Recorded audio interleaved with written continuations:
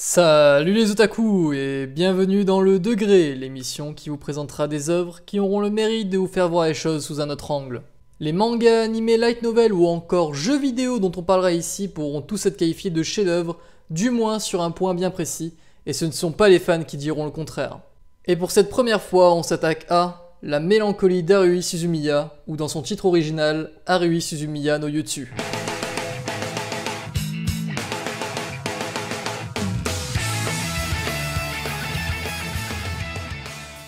Haruhi Suzumiya no Yutsu est initialement un light novel en cours de publication visant un public mâle. Mâle étant l'équivalent du shonen pour un LN, on pourrait facilement le considérer comme un tout public. Ne vous attendez donc pas aux scènes classiques bourrées de testostérone, même si certaines scènes peuvent flatter la rétine, elles sont là avant tout pour appuyer le propos de l'anime. Il serait temps que le Japon définisse ses cibles éditoriales par autre chose que le genre d'un amidu, ou encore mieux, définir des critères tout public. Car aujourd'hui la majorité des œuvres qualifiables de tout public, faisons donc abstraction du sexe de leurs lecteurs dans leur schéma narratif, sont désignées comme étant des shonen. Un bon exemple serait Fullmetal Alchemist et toute l'histoire autour du nom de plume d'Hiromi Arakawa. Enfin bref, nous commençons à être hors sujet, disons que cette parenthèse annonce par avance que l'émission ne présentera que rarement des œuvres se jouant du faible de l'humain face à la tyrannie hormonale, par le biais de seins hors normes ou encore de muscles suants. En tout cas, si un jour j'en viens à en présenter un, ce ne sera certainement pas sur ce point que nous nous attarderons. La mélancolie d'Haruhi Suzumiya donc. Nous ne traiterons pas ici de l'œuvre originale n'ayant vu personnellement que l'anime, c'est de celui-ci que nous allons parler. L'anime est une, retenez bien votre souffle, comédie fantastique, thriller, science-fiction, slice of life, romance. Et oui, de la romance, autant te dire qu'il y a énormément de thèmes abordés. Me connaissant, vous allez vous demander, pourquoi présenterais-je une romance que je qualifie en plus de chef-d'œuvre, alors que je hais ce genre du plus profond de mon être?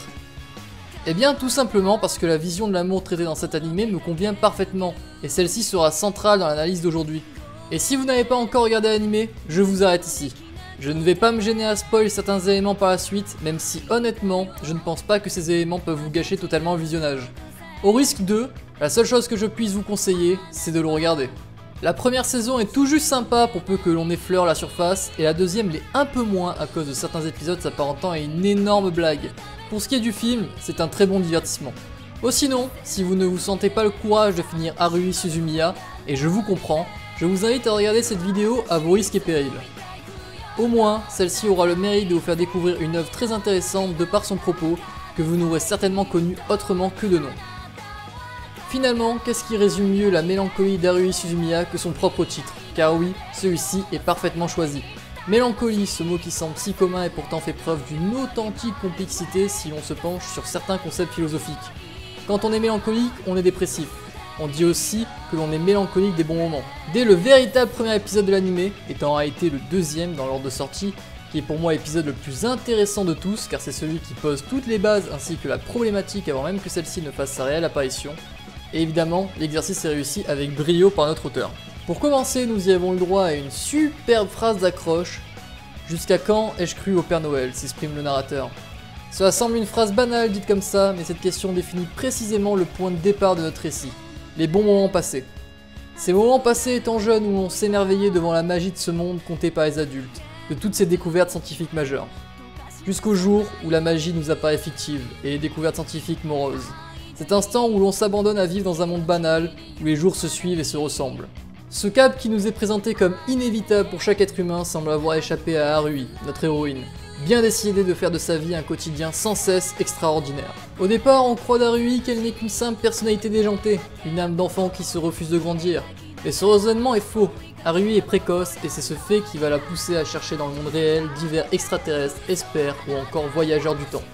L'un des comportements connus de l'enfant précoce est de vouloir mettre une réponse sur toutes les questions, comportement qui s'exprime par une multitude de questions posées aux parents lors de la tendre enfance.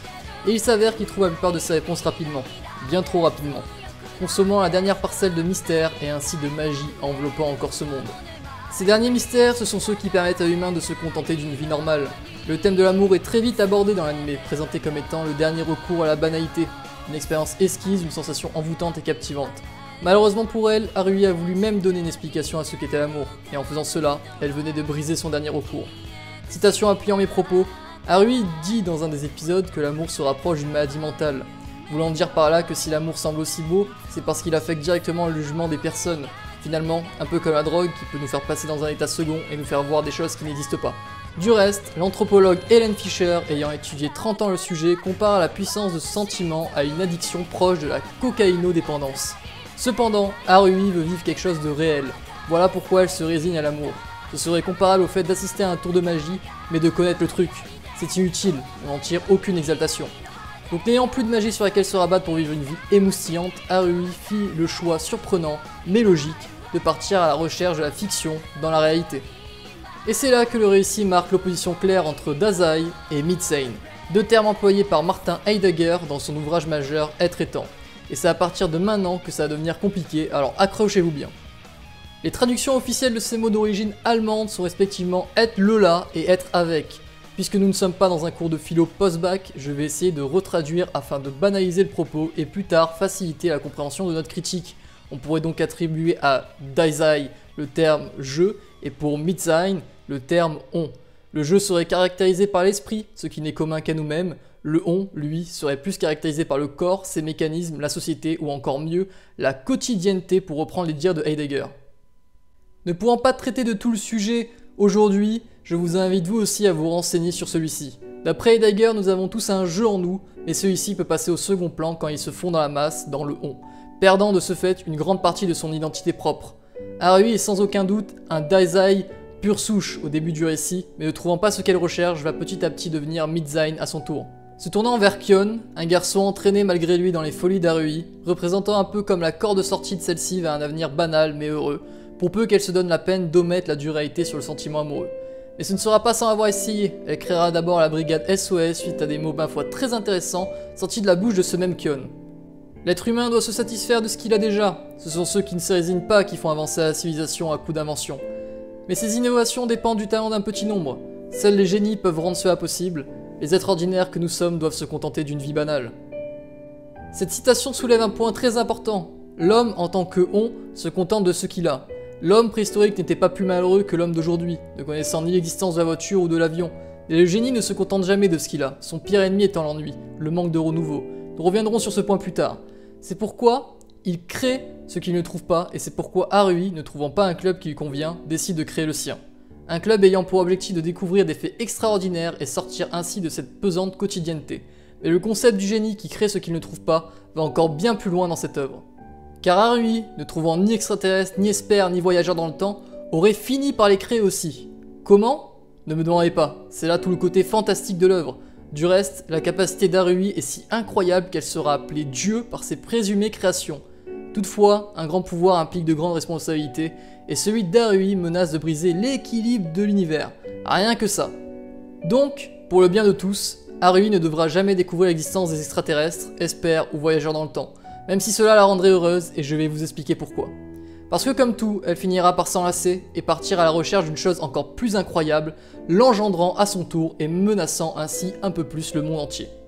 Itsuki, un membre de la brigade SOS et aussi espère à ses heures perdues, comprend cela et voit vite en Kyon une solution au problème. Et c'est là que le véritable enjeu de l'histoire débute. Il faut réussir à faire abandonner Harui ses recherches extraordinaires afin de sauver le monde. Et pour cela, la faire sombrer dans le on, grâce à Kyon et l'amour naissant entre les deux protagonistes. Pour faire écho aux propos de Heidegger, nous voilà lancés dans la course à l'être vers la mort. Je vous ai isolé un court passage de la page Wikipédia dédiée à ce concept clé des travaux de l'écrivain. Remarquez à quel point celui-ci lie un rapport intime avec notre histoire. Vous vous doutez que si je présente cet animé, c'est parce que ces fameux enjeux cachent en réalité un second sens longuement réfléchi. Je vous l'avais promis et je reviens dessus. La question du génie et de ses inventions. Tout ceci est très d'actualité avec tous ces mouvements écologiques et naturalistes qui se demandent s'il ne vaut pas mieux retourner à un état primitif pour préserver la survie de l'espèce. Nos inventions puisant les ressources de la planète, détruisant la biodiversité et plus généralement un mécanisme aussi complexe que important pour la formation de la vie sur Terre. A l'image des créations d'Harui qui bouleversent l'équilibre naturel des choses, les inventions des génies de l'humanité provoquent le même résultat. Le message de la mélancolie d'Harui Suzumiya, si le message y est, serait le suivant. Faut-il laisser aux génies le droit de créer ce qu'ils ne peuvent trouver, au risque de les laisser nous conduire au bord de l'extinction? Si j'avais un avis à exprimer, ce serait celui-ci. Oui, nous le devons. Un moment viendra bien où nous serons capables par nos inventions de corriger les bavures. Mais je ne pense pas être le mieux passé pour en parler, me sentant plus proche du jeu que de l'on.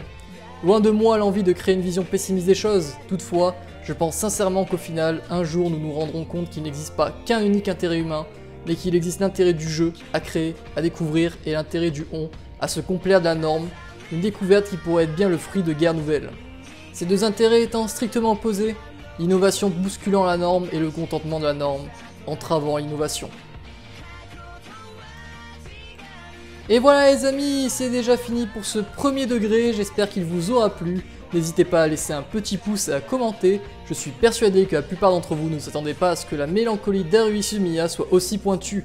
C'est aussi ce que je reproche aux critiques d'aujourd'hui qui ne poussent pas la réflexion assez loin à mon avis, on se compte bien trop souvent de présenter des détails exhaustifs pour résumer une œuvre. À présent, si vous voulez conseiller la mélancolie d'Haruhi Suzumiya à vos amis, vous voilà muni de nouveaux arguments. Vous n'avez plus d'excuses pour présenter cette œuvre simplement par ses graphismes, la comédie, la romance, l'action, les boobs ou encore de pseudo-thèmes sérieux à aborder qui ne sont en réalité que des portes ouvertes enfoncées. Je cite, l'esclavage, le racisme, le vol et j'en passe, des thèmes abordés dès la maternelle et dans divers dessins animés comme Dora l'exploratrice. Des thèmes qui n'ont à mon avis plus rien à faire dans des œuvres littéraires visant un public ayant passé l'âge du biberon. Avant d'oublier, dites-moi dans les commentaires si vous sentez plus Dazai ou Midzain et pourquoi. Sur ce les amis, je n'ai plus qu'une seule chose à vous dire, tchuss et à la prochaine pour un nouveau degré.